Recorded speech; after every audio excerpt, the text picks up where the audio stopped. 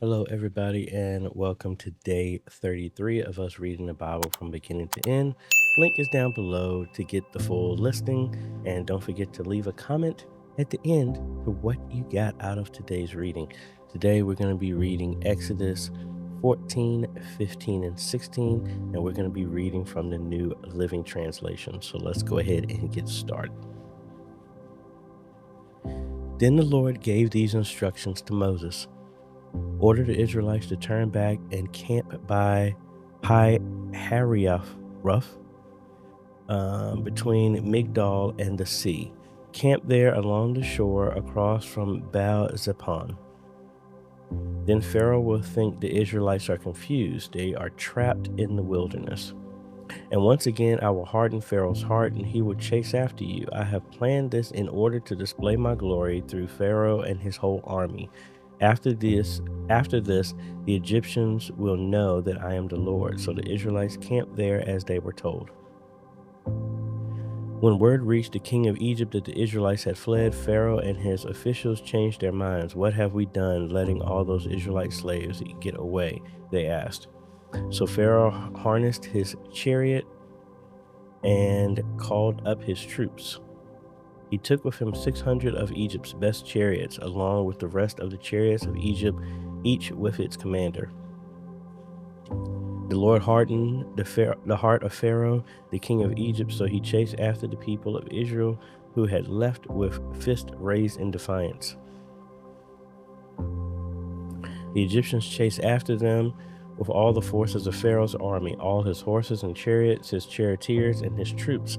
The Egyptians caught up with the people of Israel as they were camped beside the shore near Hahiroth, across from Baal Zephon.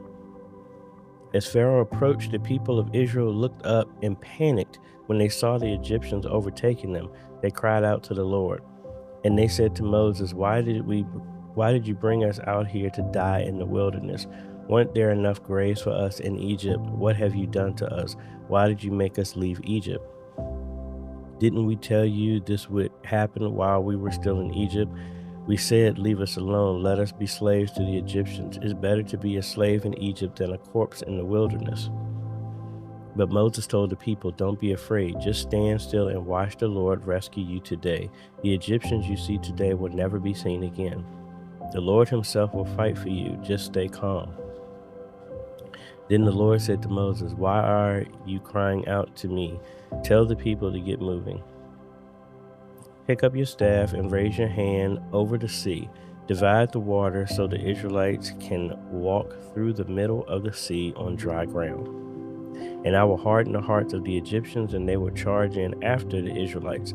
My great glory will be displayed through Pharaoh and his troops, his chariots, and his charioteers. When my glory is displayed through them, all Egypt will see my glory and know that I am the Lord.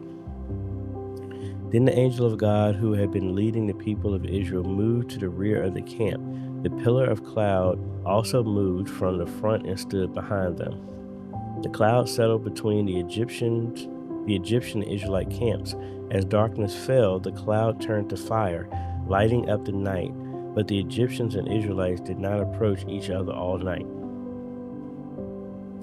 Then Moses raised his hand over the sea, and the Lord opened up a path through the water with a strong east wind. The wind blew all that night, turning the seabed into dry land.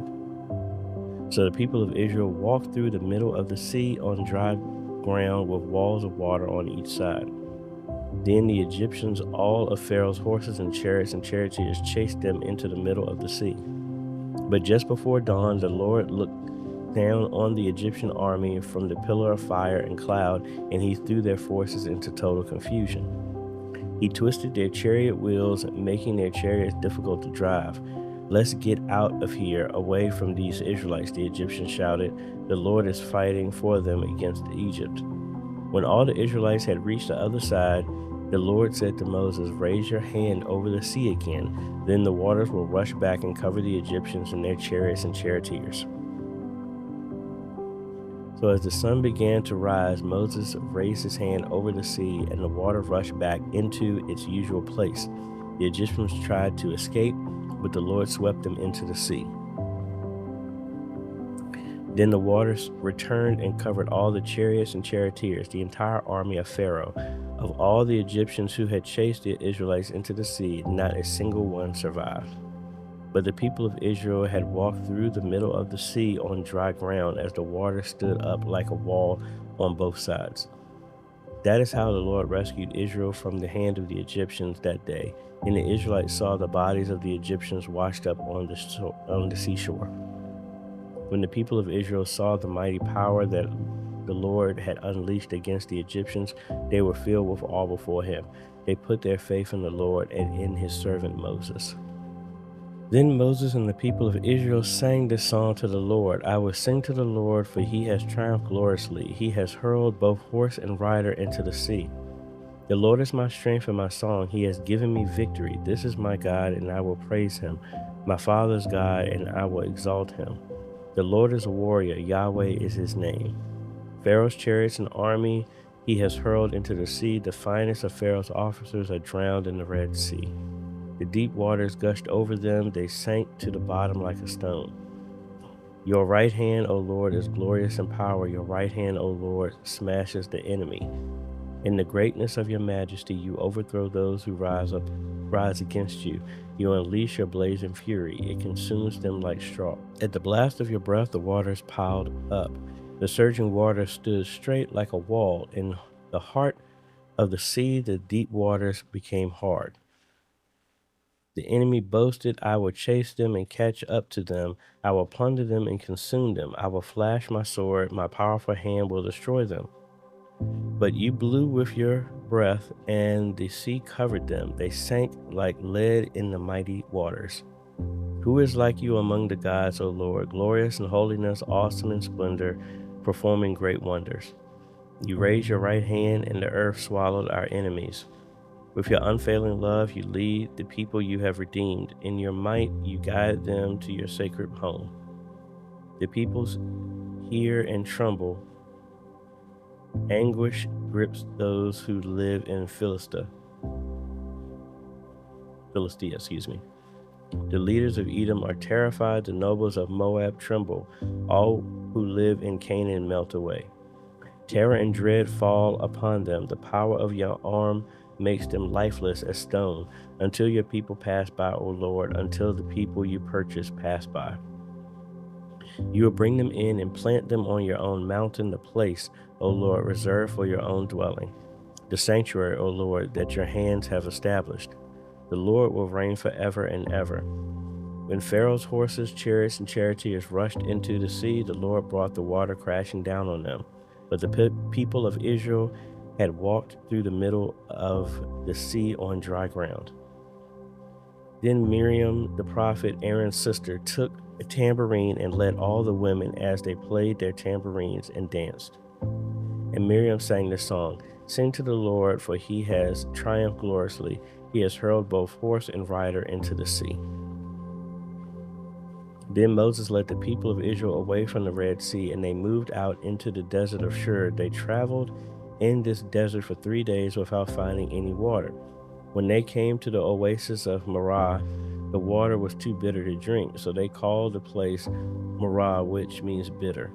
Then the people complained and turned against Moses. What are we going to drink? They demanded.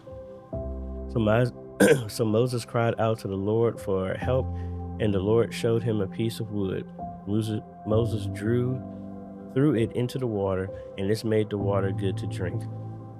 It was there at Marah that the Lord set before them the following decree as a standard to test their faithfulness to him. He said, if you will listen carefully to the voice of the Lord your God and do what is right in his sight, obeying his commands and keeping all his decrees, then I will not make you suffer any of the diseases I sent on the Egyptians, for I am the Lord who heals you. After leaving Marah, the Israelites traveled on to the oasis of Elim, where they found 12 springs and 70 palm trees. They camped there beside the water. All right, and our last reading, day chapter 16. Then the whole community of Israel set out from Elim and journeyed into the wilderness of Sin, between Elim and Mount Sinai. They arrived there on the 15th day of the second month, 1 month after leaving the land of Egypt. There too, the whole community of Israel complained about Moses and Aaron. If only the Lord had killed us back in Egypt, they moaned. There we sat around pots filled with meat and ate all the bread we wanted. But now you have brought us into this wilderness to starve us all to death. Then the Lord said to Moses, "Look, I'm going to rain down food from heaven for you. Each day the people can go out and pick up as much food as they need for that day. I will test them in this to see whether or not they will follow my instructions. On the sixth day, they will gather food, and when they prepare it, there will be twice as much as usual." So Moses and Aaron said to all the people of Israel, "By evening you will realize it was the Lord who brought you out of the land of Egypt." In the morning you will see the glory of the Lord, because he has heard your complaints, which are against him, not against us, what we have done that you should complain about us. Then Moses added, "The Lord will give you meat to eat in the evening and bread to satisfy you in the morning, for he has heard all your complaints against him. What have we done? Yes, your complaints are against the Lord, not against us." Then Moses said to Aaron, "Announce this to the entire community of Israel. Present yourselves before the Lord, for he has heard your complaining." And as Aaron spoke to the whole community of Israel, they looked out toward the wilderness. There they could see the awesome glory of the Lord in the cloud. Then the Lord said to Moses, "I have heard the Israelites' complaints. Now tell them, in the evening you will have meat to eat, and in the morning you will have all the bread you want. Then you will know that I am the Lord your God." That evening vast numbers of quail flew in and covered the camp, and the next morning the area around the camp was wet with dew. When the dew evaporated, a flaky substance as fine as frost blanketed the ground. The Israelites were puzzled when they saw it. "What is it?" they asked each other. They had no idea what it was, and Moses said to them, "It is the food the Lord has given you to eat. These are the Lord's instructions. Each household should gather as much as it needs. Pick up 2 quarts for each person in your tent." So the people of Israel did as they were told. Some gathered a lot, some only a little. But when they measured it out, everyone had just enough. Those who gathered a lot had nothing left over, and those who gathered only a little had enough. Each family had just what it needed. Then Moses told them, "Do not keep any of it until morning." But some of them didn't listen and kept some of it until morning, but by then it was full of maggots and had a terrible smell. Moses was very angry with them. After this, the people gathered the food morning by morning, each family according to its need. And as the sun became hot, the flakes they had not picked up melted and disappeared. On the 6th day, they gathered twice as much as usual, 4 quarts for each person instead of 2. Then all the leaders of the community came and asked Moses for an explanation. He told them, "This is what the Lord commanded. Tomorrow will be a day of complete rest, a holy Sabbath day set apart for the Lord. So bake or boil as much as you want today and set aside what is left for tomorrow." So they put some aside until morning, just as Moses had commanded, and in the morning the leftover food was wholesome and good, without maggots or odor. Moses said, "Eat this food today, for today is a Sabbath day dedicated to the Lord. There will be no food on the ground today. You may gather the food for 6 days, but the 7th day is the Sabbath. There will be no food on the ground that day." Some of the people went out anyway on the 7th day, but they found no food. The Lord asked Moses, "How long will these people refuse to obey my commands and instructions? They must realize that the Sabbath is the Lord's gift to you. That is why he gives you a 2-day supply on the 6th day, so there will be enough for 2 days. On the 7th day, you must each stay in your place. Do not go out to pick up food on the 7th day." So the people did not gather any food on the 7th day. The Israelites called the food manna. It was white like coriander seed, and it tasted like honey wafers. Then Moses said, "This is what the Lord has commanded. Fill a 2-quart container with manna to preserve it for your descendants. Then later generations will be able to see the food I gave you in the wilderness when I set you free from Egypt." Moses said to Aaron, "Get a jar and fill it with 2 quarts of manna, then put it in a sacred place before the Lord to preserve it for all future generations." Aaron did just as the Lord had commanded Moses. He eventually placed it in the Ark of the Covenant in front of the stone tablets inscribed with the terms of the covenant. So the people of Israel ate manna for 40 years until they arrived at the land where they would settle. They ate manna until they came to the border of the land of Canaan. The container used to measure the manna was an omer, which was 1/10 of an ephah. It held about 2 quarts. And that is the end of today's reading. So, very, very interesting. Again, leave a comment down below what you got out of it.